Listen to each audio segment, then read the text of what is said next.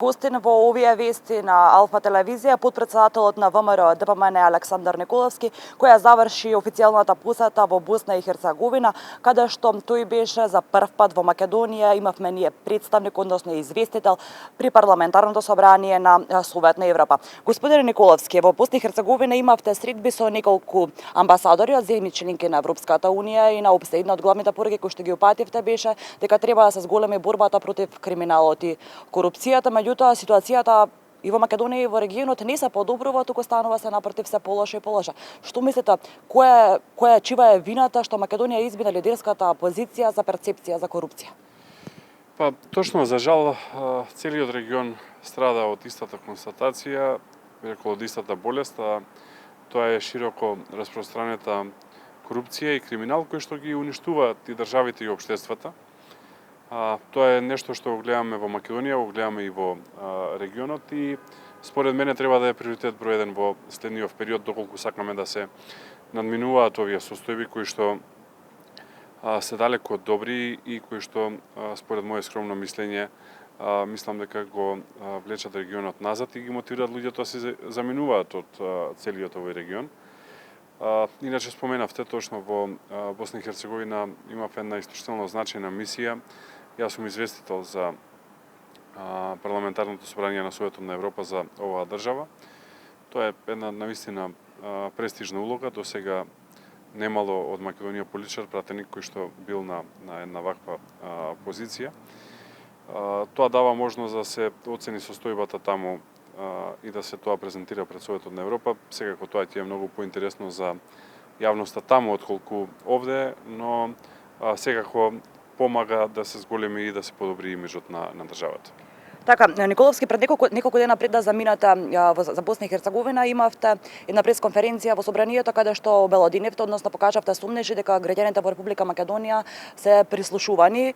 Никој тоа не го демантираше. Дали имате нови сознанија околу ова? Па, ние тогаш разгледавме извештаи на надлежните институции во државава, на Агенцијата за национална безбедност, Агенцијата за разузнавање, војното разузнавање и Министерството за внатрешни работи и според извештаите кои што ги добивме, тие се државна тајна, не можам да вам во детали, но можам да кажам дека не добивме кредибилен демант на сомнежите дека македонските граѓани не се следени. А во однос на нас како политичари и како најголема опозициона партија, ние имаме сомнежи подолг временски период дека сме и физички следени, а и дека се следи нашата комуникација, и телефонска, интернет и така натака. Исто така до денес немаме добиено кредибилен демант, што зборува многу за состојбата во која што се наоѓа Македонија. Тука е секако и злоупотребата на некои софтверски алатки преку така наречен малициозен софтвер кој што е незаконски. Познати се во јавноста неколку форми од типот на Пегасус, како најпознат е од овие малициозни софтвери. За тоа ќе расправа и Советот на Европа.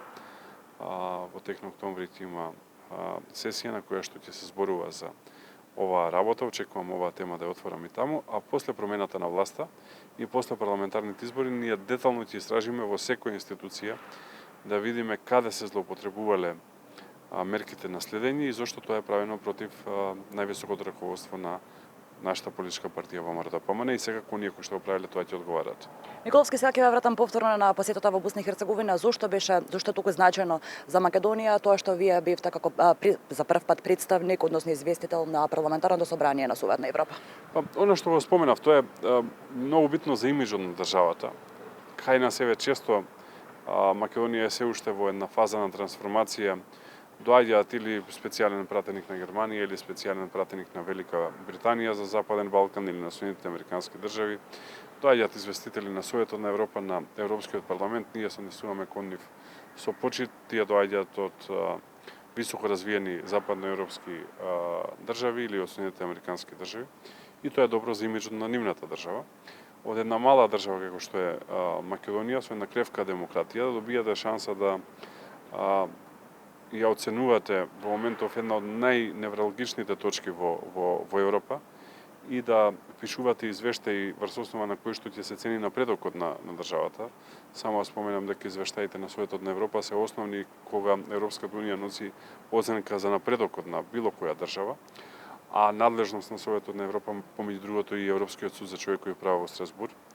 Така што многу ова значи за имиджот на државата и се надевам дека во следниот временски период ќе има и други кои што ќе го креваат имиджот на Македонија. Ние мора да работиме активно покрај дома и надвор за да се менува перцепцијата на Македонија.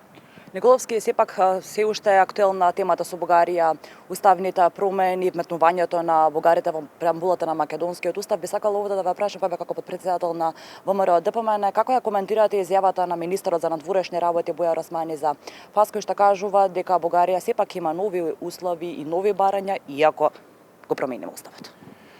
Како најдобар доказ дека ја лажат македонската јавност со години, како најдобар доказ за дволичната политика која што ја водат. Затоа што ако внимателно ги следите тезите на ВМРО ДПМН, ќе видите дека и ние истото го кажуваме, тоа е дека Бугарија нема да запре овдека.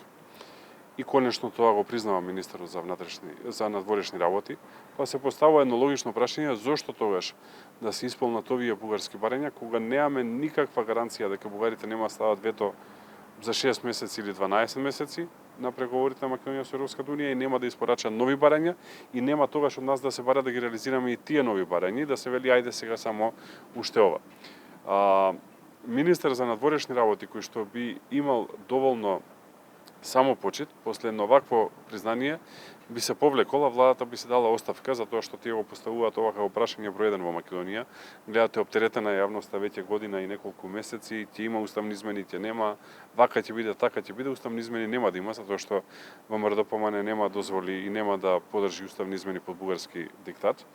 Но ова признание е најдобар доказ за сето она што ние окажуваме, а тоа е дека барањата на Бугарија од една страна немаат крај, но од друга страна владата ништо не прави да барањата на Бугарија немаат крај.